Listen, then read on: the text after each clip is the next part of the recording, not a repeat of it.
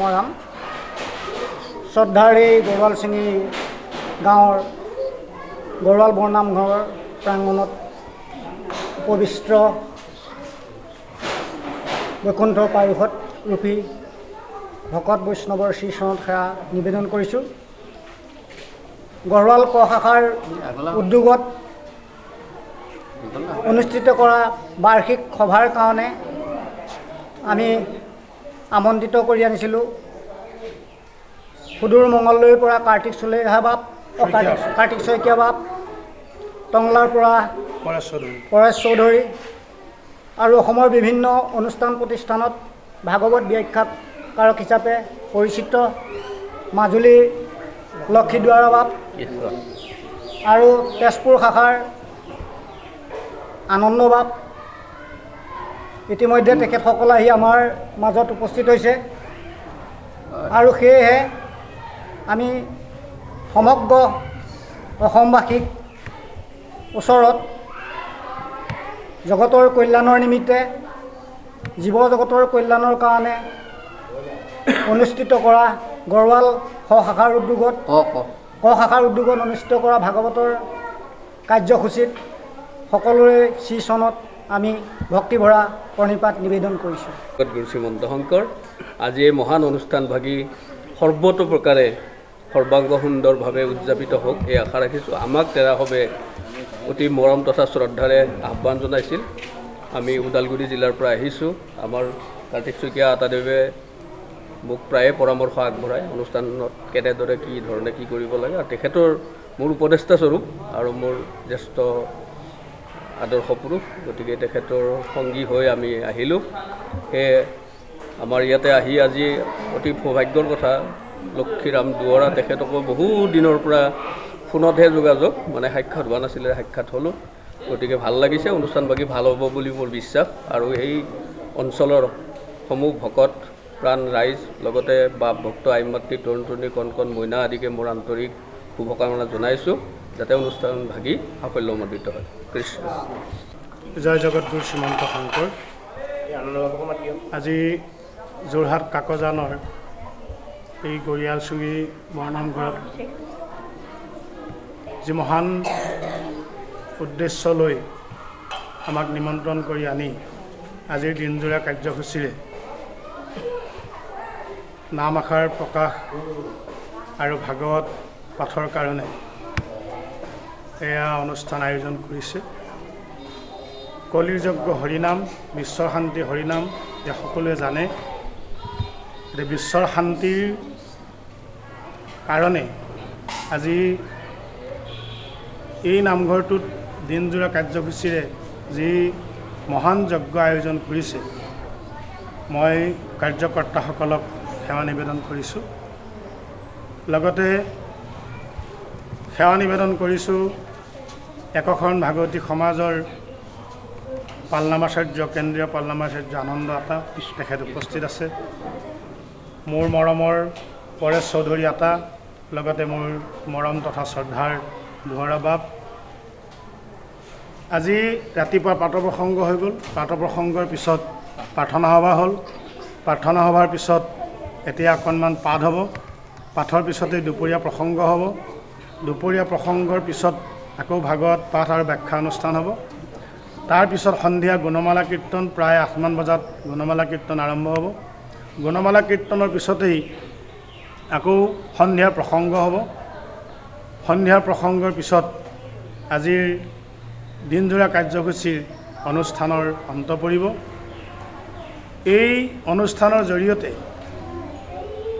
আমি সমূহ অসমবাসী তথা সমূহ ভাৰতবাসীলৈ আমি এটাই বাৰ্তা দিব বিচাৰিছোঁ, জগতৰ কল্যাণৰ কাৰণে মহাপুৰুষ শ্ৰীমন্ত শংকৰ গুৰু জনাই বৈকুণ্ঠৰ হৰিনাম আনি আমাক যি দি থৈ গ'ল, তাৰপিছতেই ঘোষাত লিখিছে, অন্যবাৰ অৱতাৰ ধৰন্ত ঈশ্বৰ হৰি, হৰিবাক পৃথিৱীৰ ভাৰ, অন্ত্যজাতি পতিতৰ তাৰণ কাৰণ হেতু, ভুৱন্ত ইবাৰ অৱতাৰ। পৰম কৃপালু ভাবীশ্বৰ ইলাৰাম দাস নগাঁও জালুগুটিত জন্ম হৈ যি একশৰণ ভাগৱতী সমাজৰ জন্ম দিলে, এই একশৰণ ভাগৱতী সমাজৰ সকলো কৰ্ম নামেৰে সম্পন্ন হয়। নামেই আমাৰ সৰ্বশ্ৰেষ্ঠ, নামকে আমি সমস্ত অৰ্পণ কৰোঁ, নামকে সাৰ কৰি চলোঁ। গতিকে এই নামেই জগতৰ যি কল্যাণ, সেই কল্যাণ সাধন কৰক। দুষ্ট কাল কলি মায়াৰ বুকুত যিসকল জীৱ জৰ্জৰিত হৈ আছে, যি নৰলোক আজি বিপদগামী হৈছে, সেয়া সকলো নামমুখী হওক। মহাপুৰুষৰ ধৰ্ম আদৰ্শ প্ৰতি লক্ষ্য ৰাখি সকলোৱে মহাপুৰুষ শ্ৰীমন্ত শংকৰ গুৰুজনাক জগতত প্ৰতিষ্ঠা কৰিবৰ কাৰণে, জগতগুৰু ৰূপে প্ৰতিষ্ঠা কৰিবৰ কাৰণে এই কলিযুগৰ মহাপুৰুষে দি থৈ যোৱা এই নাম ধৰ্ম জগতত প্ৰচাৰ হওক, তাকে আমি প্ৰাৰ্থনা কৰিছোঁ। কৃষ্ণ কৃষ্ণ। জয় গুৰু শংকৰ সৰ্ব গুণাকৰ, যাকিৰি নাহিকিও পাম, তোহাৰি চৰণ ৰেণু শতকোটি, বাৰেক কৰহু প্ৰণাম, বাৰেক কৰহু প্ৰণাম, বাৰেক কৰহু প্ৰণাম। আজি একে শুভ মংগলময় ক্ষণ। কাকজান বৰৱালচুঙিৰ পবিত্ৰ নামঘৰত উদ্যোক্তাসকলে আমন্ত্ৰণ দি অনা মঙলদৈ কাটি শইকীয়া আটা আমাৰ ওদালগুৰিৰ পৰেশ চৌধুৰী আটা পুৰুষ লগতে গাঁওবাসীৰ যি অভূতপূৰ্ব আমাৰ প্ৰতি যি শ্ৰদ্ধা যি মৰম যি আশীৰ্বাদ প্ৰদান কৰিছে ই অনন্য আৰু অতুলনীয়। আমাকো আমাৰ দৰে সাধাৰণজনকো আমন্ত্ৰণ কৰি আনি আজি ভাগৱতৰ দুই এটা কথা প্ৰকাশ কৰিবলৈ আমন্ত্ৰণ দি গাঁওবাসী তথা উদ্যোক্তাসকলে যি মহানুভৱতাৰ পৰিচয় দাঙি ধৰিছে মই সকলোলৈকে সেৱা নিবেদন কৰিছোঁ। আৰু অনুষ্ঠানভাগী কেইবাটাও বৰ্ণাঢ্য কাৰ্যসূচীৰে যোৱাকালিৰ পৰা তেওঁলোকে ভকত আদৰণি, পুৱাতে প্ৰাতঃ প্ৰসংগ আৰু পৰিৱেশ নিকাকৰণ, ভকত আদৰণি, পুৱা প্ৰসংগ, এতিয়া দুপৰ প্ৰসংগ, ভাগৱত ব্যাখ্যা, সন্ধ্যালৈ গুণমালা কীৰ্তন, ৰাতিলৈ নাম প্ৰসংগ ইত্যাদি কেইবাটাও বৰ্ণাঢ্য কাৰ্যসূচীৰে উদ্যোক্তাসকলে বিভিন্ন দিহা পৰামৰ্শ তথা আশীৰ্বাদ কামনা কৰি ভকতৰ মংগল তথা ৰাইজৰ মংগল কামনাৰ্থে যি অনুষ্ঠান ভাগ আয়োজন কৰিছে আমি সৰ্বোত্ত প্ৰকাৰে মংগলময় কামনা কৰিছোঁ। ভগৱন্ত বস্তু কৃষ্ণই সেৱাভাগ অকপতে সামৰি সমূহ গাঁওবাসীৰ লগতে জগতৰ কল্যাণ সাধন কৰক। আৰু সকলোলৈকে সেৱা নিবেদন কৰি আমিও দুই এটা কথা অনুকূলে যাওঁতে যদি অপৰাধ হয় সকলোৱে ক্ষমা কৰিব বুলি আমি আজি নিউজ নাও চেনেলৰ কৰ্মকৰ্তা সকলোকে আন্তৰিক ধন্যবাদ জ্ঞাপন কৰিছোঁ। তেখেতলোকে আজি ভিতৰুৱা গাঁওখনলৈ আহি এনেদৰে প্ৰচাৰতাৰ প্ৰসাৰৰ কাৰণে যি অগ্ৰভাগ লৈছে, গতিকে আমি নিউজ নাওৰ কৰ্মকৰ্তা সকলকো আমি আন্তৰিক ধন্যবাদ আৰু কৃতজ্ঞতা জ্ঞাপন কৰিছোঁ। জয় জগতগুৰু শ্ৰীমন্ত শংকৰ, জয় জয়তে মোৰ আটাপুৰুষ সকললৈ সুশ্ৰদ্ধা প্ৰণাম নিবেদিছোঁ। আজি আমাৰ এই গাঁৱৰ গৰৱালচুঙি হৰি মন্দিৰত অশাখাৰ যি মহা যজ্ঞ আয়োজন কৰিছে, সঁচাকৈ ইয়াক লৈ মই আনন্দিত। এই যজ্ঞৰ গাঁৱৰ আশীৰ্বাদৰ কাৰণে নহয়, সকলো দেশৰ আশীৰ্বাদ, সকলোৱে মংগলৰ কাৰণে আজি এই নামষাৰ ইয়াত অনুষ্ঠিত হ'ব। মই ঈশ্বৰৰ চৰণত প্ৰাৰ্থনা জনাইছোঁ এই অনুষ্ঠান ৰাতিপুৱাৰ পৰা যিদৰে অহৰহৰ চলি আছে, ঠিক ৰাতিপুৱালৈকে এইদৰে যাতে কোনো অপায় মংগল নোহোৱাকৈ এই নাম অনুষ্ঠিত হৈ যায় তাৰ কাৰণে ভগৱানৰ শ্ৰীচৰণৰ ওচৰত মই প্ৰাৰ্থনা জনাইছোঁ। লগতে সমূহ ভক্তপ্ৰাণ বৈষ্ণৱলৈ মোৰ হীৰা বৰা শ্ৰদ্ধা জনাই মোৰ বক্তব্য ইমানতে মই সামৰণি মাৰিছোঁ। জয় কৃষ্ণ, জয় কৃষ্ণ।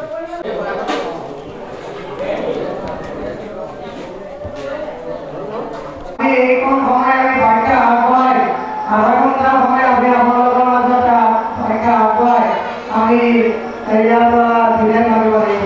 গতিকে পাঠক প্ৰভুজনে ইমান সুন্দৰকৈ পাঠ আগবঢ়াই আছে, আপুনি পাঠৰ লগত সংগতি ৰাখি আমি এতিয়াৰ পৰা আগবাঢ়ি আছে। ইতিমধ্যে আমাৰ নিউজৰ চেনেলৰ মাইনা দত্ত আয়োজনৰ প্ৰতি হৈছে, তেখেতলৈ আমি ধন্যবাদ কৃতজ্ঞতা জ্ঞাপন কৰিছোঁ আৰু সমস্ত সকলোকে সেৱা দিছোঁ। আপোনালোকে অকণমান সময় আধা ঘণ্টা সময় ধৈৰ্য আৰু সততাৰে ভাগৱতৰ কথা শ্ৰৱণ কৰিবলৈ সকলোকে আমি আহ্বান জনাওঁ। কৃষ্ণ চাৰিটা জাতি ব্ৰাহ্মণ, ক্ষত্ৰিয়, বৈশ্য, শূদ্ৰ, চাৰিখন বেদ ঋগ্বেদ, যজুৰ্বেদ, সামবেদ, অথৰ্ববেদ, চাৰি আশ্ৰম, ব্ৰহ্মচৰ্য, অৰ্থাৎ যিজনে নিজৰ গৃহ সংসাৰ ত্যাগ কৰি একান্ত চিত্তে কেৱল কৃষ্ণ আৰাধনা কৰে, তেওঁ বীৰ্যৰ ৰক্ষক, তেওঁ মৈথুন নকৰে, মৈথুন ত্যাগ কৰে আৰু তেওঁ ধৰ্মৰ ৰক্ষক, ধৰ্ম ৰক্ষা কৰে, তেওঁ ভৰ্গ ত্যাগী, সমস্ত মানুহৰ পৰা ত্যাগ কৰে। যিজন ভৰ্গ ত্যাগী, যিজন নিষ্কামী, যিজন ধৰ্ম ৰক্ষক, যিজন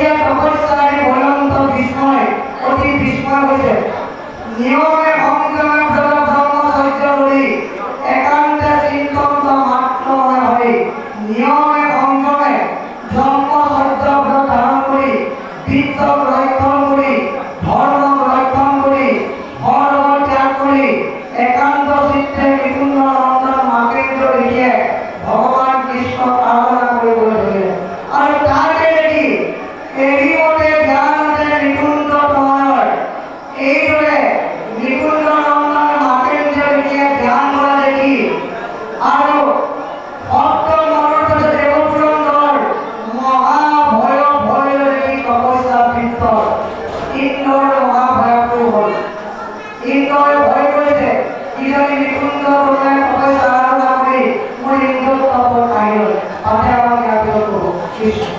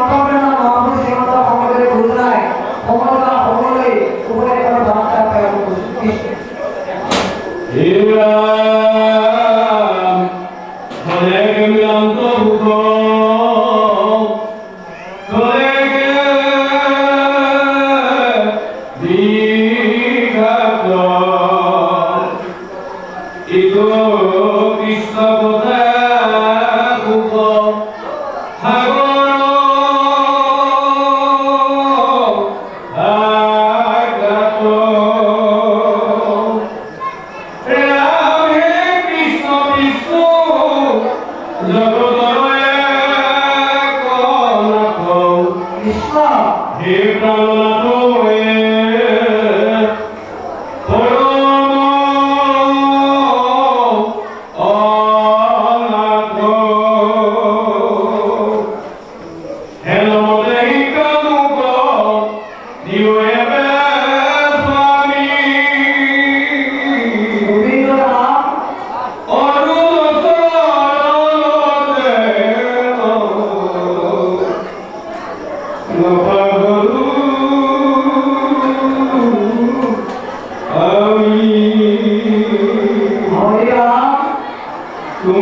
Oh,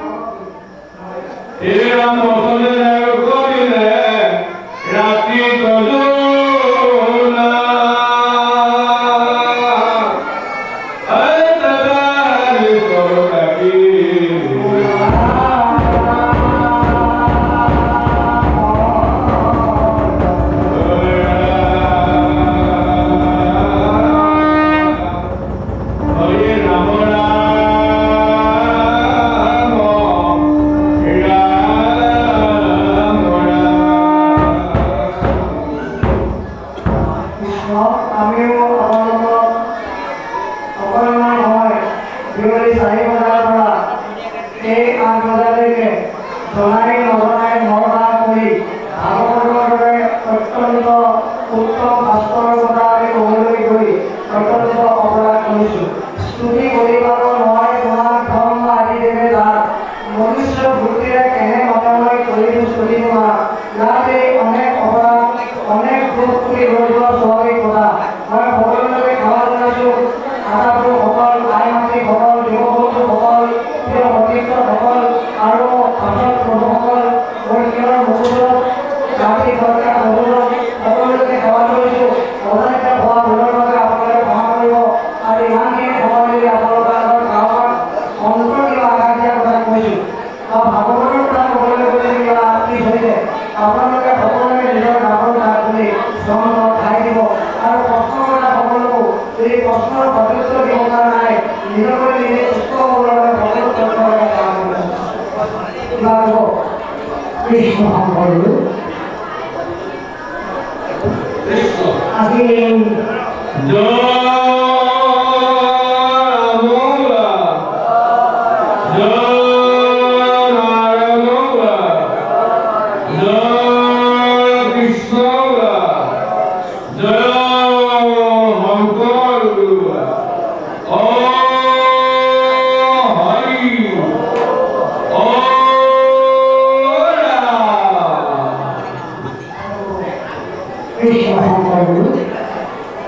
আজি এই গৌৰৱ আমাৰ সহযোগ